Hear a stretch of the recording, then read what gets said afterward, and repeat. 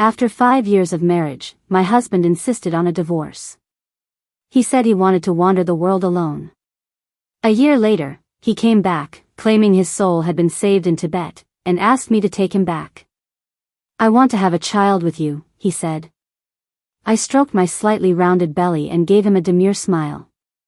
"Oh. I don't think you can just take one of the twins. My current husband probably wouldn't go for that." "What?" The prayer beads in James's hand clattered to the floor. His skin, tanned dark from his time in Tibet, made him look years older. "When did you get married?" I thought for a moment. "About 2 months after we got divorced, I think." He suddenly erupted, his fingers gripping my wrist like a vice, his eyes shot with blood. "We've been together since we were 18. How could you throw yourself into another man's arms so quickly?" I calmly pulled my hand away. "Sorry, I'm not familiar with the customs over there, but where I come from, you don't have to stay single and mourn your ex-husband after a divorce. You're just trying to get back at me." James clutched his hair, and after a moment of what looked like intense internal struggle, he added, "Fine. Go get an abortion right now, and I'll pretend none of this ever happened." I had to laugh. That was James for you. He was absolutely convinced that no matter what he did to me, I would never leave him. When we were first starting our business, he complained the work was too hard and packed a bag in the middle of the night to go back to his hometown. I was the one who staked out the train station all night to convince him to come back. When the company's cash flow dried up, he hid in an internet cafe playing video games to escape reality. I was the one who swallowed my pride and went from vendor to vendor, bowing and apologizing, just to keep the company afloat. Even the first time he brought up divorce, saying marriage is a cage that's limiting my freedom, I bit my tongue and swallowed my pain, thinking he was just temporarily lost. All these years, he'd taken my loyalty for granted. It never once occurred to him that I would let go, too. James and I were childhood sweethearts. The day we filled out our college applications, he secretly changed his to match mine. He told me, "The city is too cold. I'm worried you'll freeze." The flame trees outside the window were in full bloom, and the boy's smile was brilliant in the sunlight. I thought that was forever. After graduation, we started our company out of a cramped basement apartment. My memories of that time are filled with the smell of mildew and instant noodles. The most harrowing night was a winter when the pipes for the floor heating burst. I dragged him by his pajamas out of the flood. We huddled in the hallway, soaked to the bone. James held my frozen feet, blowing on them to warm them up, his voice trembling, "Babe, I swear, one day I'll buy you a huge house with heated floors and hot water. You'll never have to go through something like this again." We got married that year. To save money, we didn't even have a wedding. Later, the company started to do well, but he grew more and more unhappy. He said he was sick of the 9-to-5 life. I have a free spirit. I love to drift, to wander. This life is suffocating me. To improve his mindset, I found him a therapist and gave him plenty of time to do what he wanted. Fishing, rock climbing, hiking, working out. Meanwhile, I shouldered most of the company's workload by myself. But all I got in return was a set of divorce papers. Who told my wife to get rid of my child? A man in a sharp suit walked over quickly, his arm protectively around my waist. The breeze from his polished shoes brushed past James's feet. "Didn't I tell you to wait in the car? What if you slipped and fell?" When James saw who it was, his face changed dramatically. You're Leo." Leo was the biggest competitor James and I had when we were starting out. He was a rich kid who claimed he didn't want to inherit the family business and was just starting his own company for fun. He seemed casual and unpredictable, but he'd bested me in business more times than I could count. Back then, every time I dealt with him, I was a bundle of nerves, terrified of what dirty trick the unpredictable heir would pull next. Leo finally deigned to look at James, raising a thick eyebrow in a mocking arch. "Well, if it isn't James. How'd you manage to get yourself looking like this in just a year? Did you go digging for coal in the Sahara? For a second there, I thought you were one of those old guys on the street asking for money." Man, the UV rays in Tibet are no joke. I cleared my throat. Once Leo got going with his sharp tongue, even I couldn't stop him. James stared at the custom cufflinks on Leo's wrist, his face turning from ashen to white. It was the first product our company had ever designed, a design we'd stayed up all night creating. Now, it was on the wrist of our biggest rival. James's head snapped toward me, his face livid. Were you two sleeping together behind my back? Leo took a wet wipe from a passing waiter's tray and carefully cleaned the red marks on my wrist where James had grabbed me. I wish. Unfortunately, Anna here has morals that are way too high. She was completely unmoved by my many advances, which caused me many a sleepless night. He tossed the wipe in the trash and smiled at James. Actually, I should thank you, James. If it weren't for you, I never would have had the chance to marry Anna. It's a shame you were in Tibet when we had the wedding. We just couldn't get a hold of you. But don't worry. When our twins have their 1-month celebration, Uncle James will have a seat of honor at the main table. James stared blankly at our intertwined hands. Then he collapsed onto the ground. Once we were in the car, I shot Leo a look.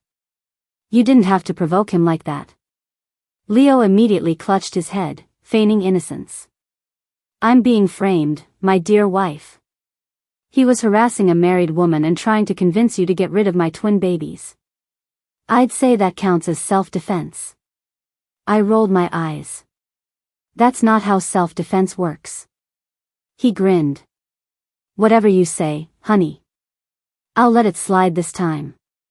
But if he ever bothers you again, I won't be so nice. I massaged my temples wearily. He glanced at my expression and his head drooped. Honey, why are you still defending him? I kicked him lightly. What do you mean, defending him? What am I, a glutton for punishment? What, you think I have a thing for being mistreated? Of course not.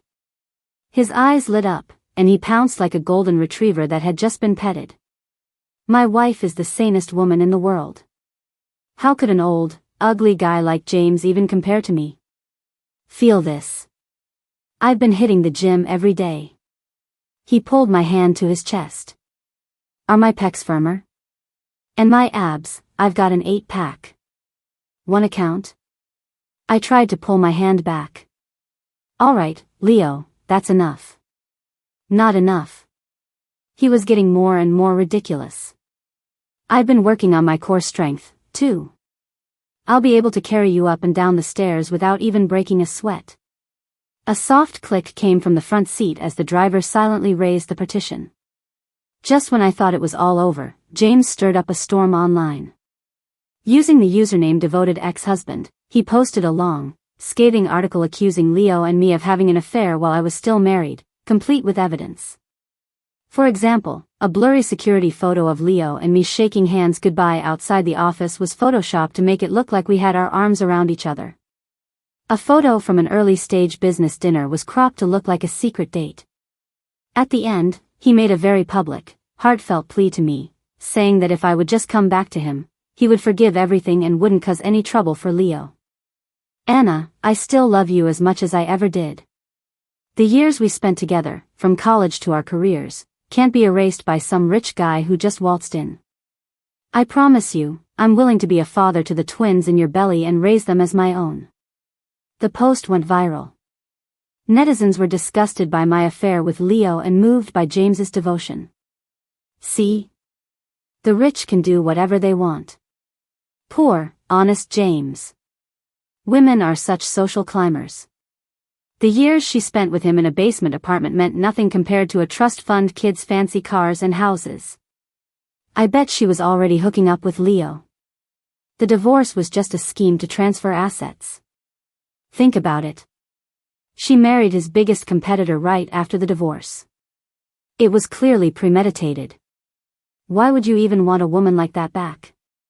Is she as beautiful as Anne Hathaway or something? Soon, my personal information was leaked, and my life was put under a microscope. A no-makeup photo from high school was used to call me a two-faced bitch. My college academic awards were questioned as products of sleeping my way to the top. My DMs were flooded with vile insults. James appeared on a live stream, his face a mask of sorrow, claiming he didn't want to hurt Anna anymore. Then he turned around and did an interview with a relationship blogger, implying that Leo had used his wealth to crush an ordinary person's love. Lying in bed, I watched Leo meticulously preparing a bowl of bird's nest soup. I poked the back of his hand. The PR director has called a dozen times. If you don't deal with this, the company's stock is going to tank. He spooned the soft, delicate soup into a gold-rimmed bowl, handed it to me, and stole a kiss. So what? If the stock tanks, we'll delist and restructure. But if my wife is being slandered, I'll burn the whole internet down. You eat first. When you're done, you can watch me take care of that clown. Let's give him another 17 minutes to flap his gums. 17 minutes and 9 seconds later, Leo's company's official account posted a response. The first image was my and James's divorce certificate, dated January 15th. The second was my and Leo's marriage certificate, dated April 1st. The internet immediately exploded with memes. Leave it to Leo to get married on April Fool's Day. Meanwhile, someone else ended up being the real joke, hahaha. But what really sent the topic trending was security footage from outside the courthouse. In the video, I'm squatting on the stone steps, clutching my divorce papers and crying. The hem of Leo's black suit suddenly enters the frame. His hand, all sharp angles and long fingers, offers me a coffee. His voice is crystal clear. Hey. Are you really crying over a loser like that? You're usually so tough when you're fighting me in the boardroom. There are so many hot guys in the world. Is it really worth it? So, you wanna maybe consider me? I'm hot, guaranteed. At the same time, Leo posted a scathing caption. 74 days of mourning. Is that long enough to build a monument to a heartless ex-husband? Some netizens started to switch sides. Hard evidence. I guess this proves they only got together after the divorce. Getting married 3 months after a divorce is perfectly legal. The way some people are freaking out is hilarious. I never knew a business tycoon could be such a loyal puppy. I'm totally shipping this. This security footage is like a movie scene. They're both so good looking. LOL, you can tell Leo is trying to sound cool, but he's clenching his fists so hard his pants are wrinkled. You can see his hands shaking when he offers her the coffee. Tough guy act. I could watch this CEO chasing his wife scene for the next 10 years. Of course, not everyone was convinced. Duh, of course you have to get divorced before you can get married again. What does this prove? Her side piece was waiting with a coffee the second she walked out of the courthouse. I'll eat my shorts if they weren't already hooking up. She got remarried right after the divorce. What are we supposed to be seeing here? Her outing herself? They were probably seeing each other on the side for ages. The divorce papers are just a cover. Just then, James's call came through. I put it on speaker. Anna, I was wrong, I just saw the video. I didn't realize you cried so hard after the divorce. I shouldn't have left you. Excuse me, James. Leo leaned in close to the phone, his voice dripping with sarcasm. That video is a precious recording of the moment I confessed my feelings to my wife. I had it professionally preserved. If you're interested, I can have my assistant send you the HD version for your viewing pleasure. The line was silent for a few seconds, then James's voice came back, audibly annoyed. Leo, how long have you been after my wife? Leo scoffed. Which wife are you referring to? The one at the Potala Palace, or the one by the Jokhang Temple? James's tone shifted. I don't know what you're talking about. Leo chuckled. Well, maybe you should try to remember that time last New Year's Eve when you were on your knees in a temple in Tibet, making a wish with a certain woman. Are you sure there wasn't a security camera there? You. James's roar was cut off as the line went dead. I asked curiously, how did you even know there was a camera in the temple? Leo grinned. I'm not that good. I was bluffing.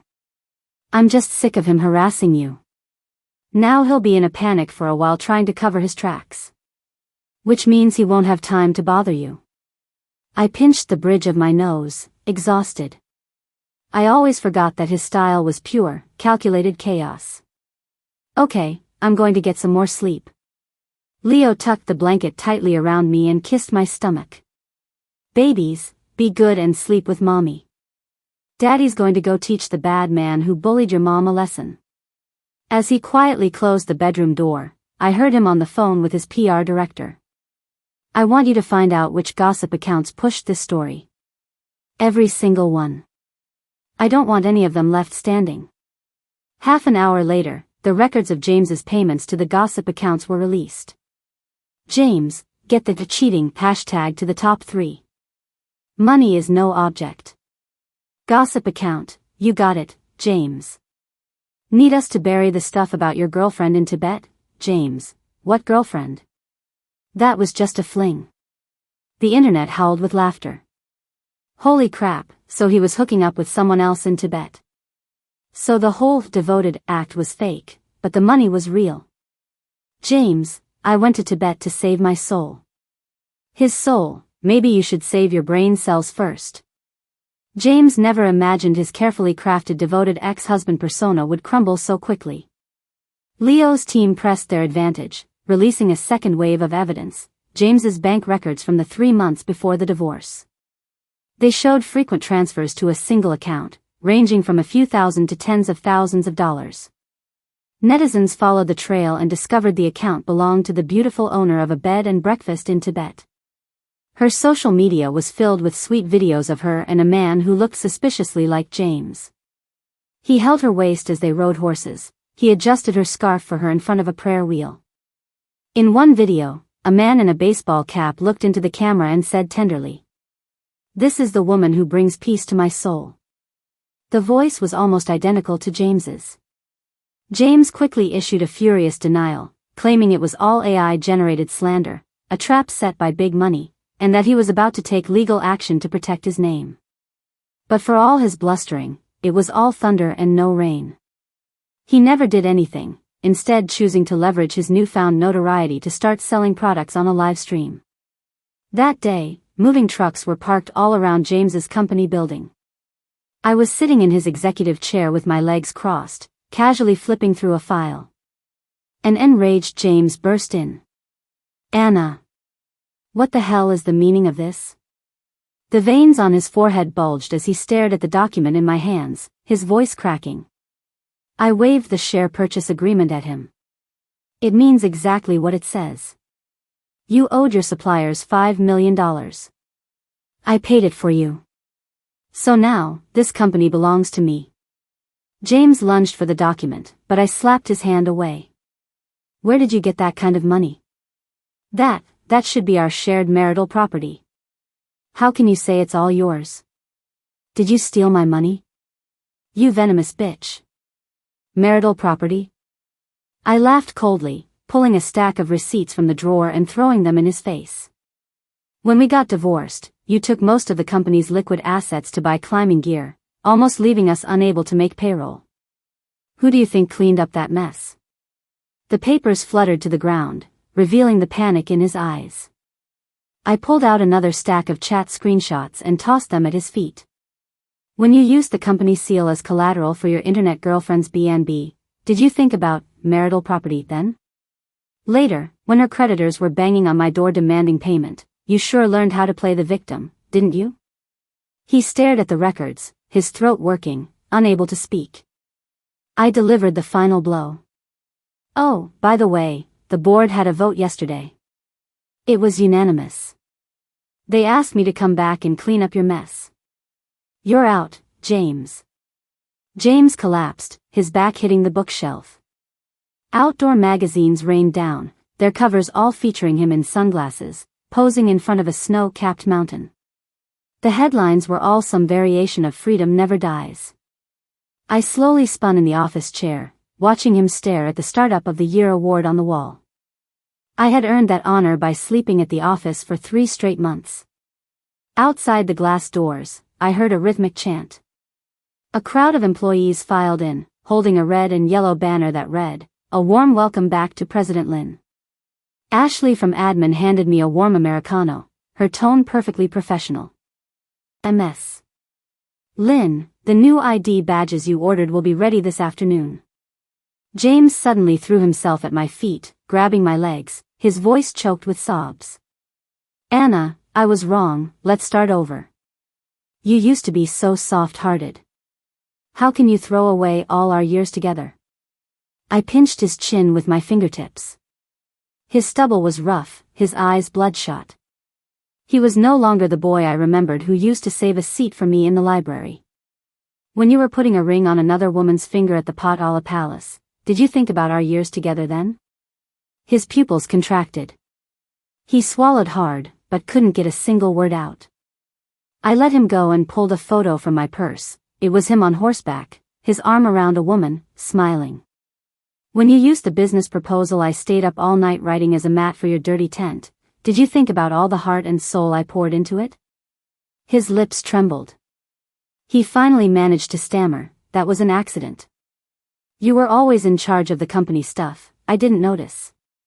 "Fine, let's talk about family," I said, crouching down to look him in the eye. "When your mother was pointing at my nose, screaming that I was a barren hen who couldn't lay eggs, and you hid in your tent pretending you had bad signal, was that an accident too?" James was speechless, but still defiant. "Anna, these are all misunderstandings. We can start over." The buzz of cameras sounded from outside the office. A reporter from a financial news channel rushed in with a microphone, the camera panning across the trashed room. I smiled brightly.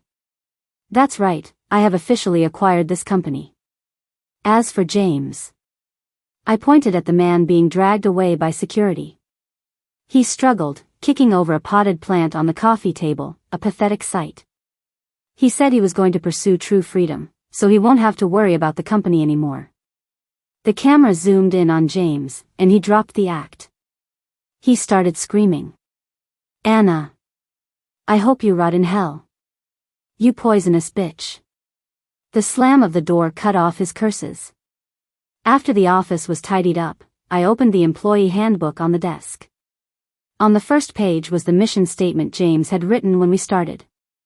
"To trade youth for freedom, loyal to our brothers, true to our love." I took out a lighter, and the flame instantly consumed the page. As the words "true to our love" curled into ash, in the rising smoke, I thought I saw the girl I was 10 years ago, eating instant noodles with him in a basement. I smiled. And tossed the handbook into the trash. After that, James disappeared for a while. I never expected that at the party celebrating our twins' first month, he would burst in with a lawyer, followed by a burly man holding a phone, live streaming.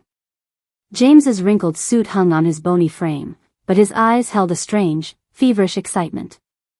"Anna, I'm demanding a paternity test. These twins could be mine." Leo was so furious he looked ready to punch him. "Did all that oxygen you breathed in Tibet go to your head? You two got divorced last year. What do my twins have to do with you?" A low murmur went through the guests. James's face flushed, but he pushed himself closer to the camera. "You think Anna and I had no contact after the divorce? The truth is, our hearts were still connected, we were still." A fist crashed into his face. Leo shook his reddened knuckles. "You say one more damn lie, and I'll make sure you're on the 5 o'clock news tomorrow." James staggered back, clutching his bleeding nose. The live stream camera shook violently. He screamed from the floor. "Look, everyone. Leo hit me. He's guilty. He's afraid everyone will find out he's been cheated on. You think you're so great, Leo, but this woman played you for a fool, too. If you don't believe me, get a paternity test for the kids. Then the truth will come out." Before he could finish, James's mother charged in with a whole entourage of aunts and cousins, brandishing a megaphone. Her wails were so loud the crystal chandelier vibrated. "Anna, you witch! You bankrupted my son, how could you be so heartless? When I told you to have kids, you acted all high and mighty. Now you sleep with a rich guy and pop them out just like that? You have no shame. You just left him because this Leo has more money. It's my fault, it's all my fault. I'm just a poor old woman who couldn't give my son a rich daddy like some people. Now he's being bullied like this and there's nothing I can do. I can't go on. My life is so miserable. Leo's face was dark as he shielded me. I signaled for the nanny to take the twins away. I knew what James was up to. His mother was a loud, unreasonable woman. She was a nightmare when she was my mother-in-law. She was the perfect person to bring to a place like this to make a scene. He thought this would humiliate me. I laughed at myself. Back then, James always told me his mother was just a straight shooter who meant no harm, and that I shouldn't be so harsh, that I should respect her and be a good daughter-in-law. It turned out he knew better than anyone that throwing a tantrum and making a scene was her real talent. The guests were whispering, and the live stream chat was exploding. I crossed my arms, looking at the shrieking mob in the middle of the ruined party. Are you done? Now it's my turn to talk. Seeing the twins were safely away, I took a few papers from a manila envelope my assistant handed me. James, are you sure you want a paternity test? I waved the documents in my hand. Then let's look at this first. 3 years ago, your mother forced us to go to the hospital for fertility tests. The results showed that your sperm viability was less than 2%. The room fell silent. James's face went white. His lips moved, but no sound came out. He clearly had not seen this coming. Back when his mother was relentlessly pressuring us to have a grandchild, the test results had shown that James was the one who was infertile. To protect his feelings, I told everyone we were just focused on our careers and weren't ready for kids. As a result, his mother resented me and picked fights with me constantly. When we later divorced, she was overjoyed, thinking she was finally getting rid of the barren hen. James's lips trembled. You're lying. Leo put his arm around my shoulder and sneered. What? Did a few spins around a temple in Tibet magically cure your infertility, too? The live stream chat erupted. LMAO, the clown was him all along. So when James said he wanted a kid, he was literally dreaming. Didn't his mom spend years calling the protagonist barren? I bet her face stings right now. Wait, did James know he was infertile and that's why he was trying to claim his ex-wife's kids? Shameless. His mother reacted faster than anyone. She lunged at me, trying to snatch the report. Impossible. Absolutely impossible. That other woman was pregnant with my son's baby. We paid her a fortune to get rid of it. I gave her a half smile. Good news, that woman was never pregnant. Bad news, you got scammed out of a down payment for a house. A wave of laughter rippled through the room. James's face was beet red. He reached for the report, but Leo blocked him again. I held the report up for the camera. I originally had no intention of making this public, as it's a private matter. But since things have gotten to this point, I have no choice but to reveal the truth. Now, I want all the netizens to see this clearly. Some people are incompetent, but they blame others for their own failures. They talk a big game about pursuing freedom, but in reality, they lack even the most basic sense of responsibility. The live stream chat went wild. Ha ha ha, he can't have kids and he got scammed out of a ton of money, I'm dying. I feel so bad for the protagonist. She put up with this mother-son duo for years, and it turns out the jerk was sterile. James's mom wants a grandchild so bad. Maybe she should go pray for one, since Leo's twins have nothing to do with her. This isn't even about the baby. The point is she kept his infertility a secret for him. What kind of saint is she? You don't get it. That's not being a saint, that's saving the receipts for the perfect moment. She's playing him like a fiddle. The way Leo just protected his wife was kinda hot, not gonna lie. James's face is now a more brilliant shade of green than his hiking jacket. Cameraman, get a close-up. The camera panned to James's face. He was pale, the veins on his forehead throbbing like worms. Yet he still had to maintain his devoted ex-husband persona for the live stream, forcing a stiff smile. Folks, this is all a misunderstanding. The chat was instantly flooded with savage replies. A misunderstanding? You mean it was a misunderstanding that you're infertile, or a misunderstanding that your side piece scammed you out of a down payment? James, Venmo me $10K for PR. I've already got your script ready. Just say, folks, my mom has Alzheimer's and just escaped from the hospital. She's desperate for a grandchild. Everything she just said was nonsense. I suggest James log off and go back to Tibet to get his ex-girlfriend back. After all, one's infertile and one's a scammer. A match made in heaven. James's mother suddenly shrieked and lunged at me, her nails aimed at my face. Leo shot out an arm and slammed her onto the dessert table. Her face was smeared with frosting. She flailed on the floor like a flipped fish. James. How could you be so useless? You can't even hold on to a woman, and now I'll never have grandchildren. My life is so miserable. Leo, his face grim, ended the live stream and nodded to the security guards. Please remove the irrelevant people. Don't frighten my wife and children. As James was dragged out, still shouting curses, the guests in the banquet hall had already turned back to their conversations, raising their glasses in celebration. No one spared another glance for the clown rolling on the floor. After that incident, James became a national laughingstock. Jobless and broke, he clung to his devoted ex-husband persona, selling his sob story on streaming platforms. On screen, he'd be huddled in the corner of a greasy, stained tent, wearing a faded windbreaker, his unkempt face smeared with dirt. All the while, he was calculating how to make the tears in his eyes look more convincing. Because as long as he could make netizens believe he was devoted and down on his luck, the donations and product sales would keep rolling in. He'd choke up for the camera. Folks, I'm at 16,000 feet right now. No food, no water, just a heart that wants to win back my ex-wife. Then he'd suddenly hold up a package, his voice filled with desperate determination. But even if I starve to death, I have to bring you this yak jerky from the local Tibetan villagers. Today only, $99 for 9 packs, free shipping. I watched him on my phone, frowning. He's been exposed so thoroughly. Why do people still believe his act? Leo leaned over and glanced at the screen, then snorted. They don't believe James. They believe in the devoted ex-husband drama they've written in their own heads. Leo grabbed a tablet from the coffee table and his fingers flew across the keyboard. But don't worry. I'll help them wake up.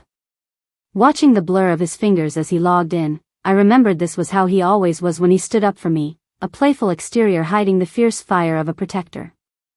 I couldn't help but smile. Soon, Leo's account dropped into James's live stream. James, you're so dedicated. That's the same survival tent I sponsored for a giveaway last year, isn't it? But what's this? The tent's GPS tracker says you're currently less than 2 miles from a boba tea shop downtown. Leo posted a satellite map with a red dot clearly marking an abandoned factory on the outskirts of the city. The livestream chat instantly boiled over, a sea of LMAO and the Mythbuster is here. Leo scoffed. James, besides your gender, is anything about you actually real? James's face turned beet red. He fumbled to turn off the camera, but not before eagle-eyed viewers screenshotted the flaws in his backdrop, the corner of a shared-by QR code peeking out from behind the tent, and the faint outline of a real estate billboard in the distance. Leo wasn't done with him. That night, his company's official account posted 3 mocking short videos. James's new sales pitch, selling yak jerky from a construction site. The video showed Leo in sunglasses, strolling down a busy pedestrian street with the same model of tent James used. Behind him, models held signs that read, "Get your devoted ex-husband tent, now only $19.99."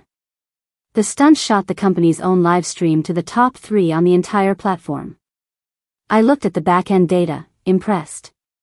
You're a marketing genius, Leo. Leo immediately feigned offense, burrowing into my arms like a big dog. I swear, honey. I don't care about the money. I just can't stand him cashing in on your past. What kind of man does that? We're divorced, and he's still using my wife for clout. I couldn't take it anymore.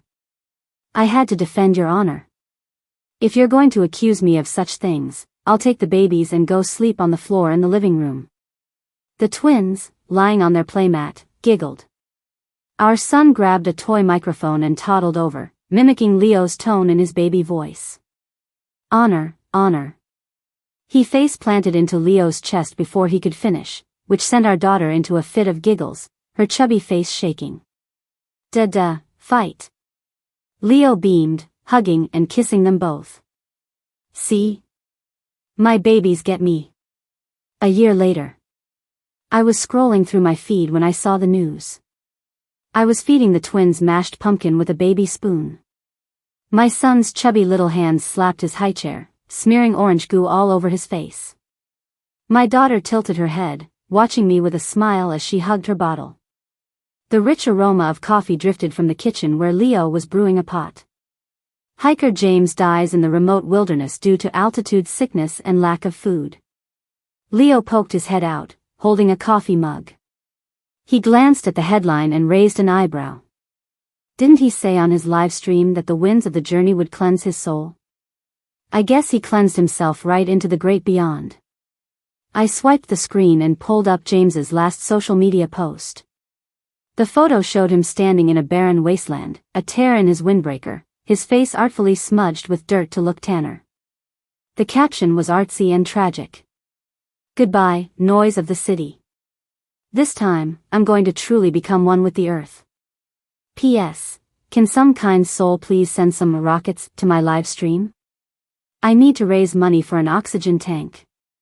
Leo leaned closer to the screen. And with that, he really thought he could take on the wilderness. His tone was mocking, but when he saw my silent profile, he reached out and gently stroked my hair. Forget it. Don't think about him. Let's eat. I turned off my phone. I wiped a smudge of milk from my daughter's mouth with a wet wipe. She grabbed my finger and stuck it in her mouth, gnawing on it happily.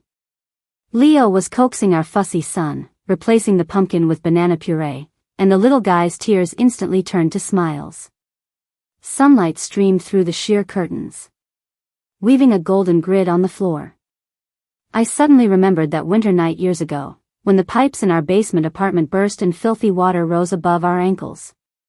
James, soaked to the bone, held me as we shivered, staring at the ceiling and dreaming about the home we'd have one day. We'll live in a big house with heated floors. The tiles will be off-white, so they're always warm under your feet. And it'll have a big balcony, no, a big yard. We'll plant your favorite jacaranda trees. And then we'll have a baby. A girl, I hope. One who looks just like you. Later, when the company was profitable, he used the money that should have gone to a down payment to buy expensive imported climbing gear. Youth is short, he'd said. You have to chase freedom first. You don't get it. My journey is to the stars and the sea. Anna, can't you be less materialistic for once? The day we got divorced, he leaned against a sycamore tree outside the courthouse, smoking, his eyes full of impatience. Marriage is a prison. I've had enough. A woman like you only thinks about money and scheming. What do you know about life? What do you know about freedom? As he said it, his ring finger was bare. Look at a smart guy like Leo. You think he'll ever get married? Not a chance.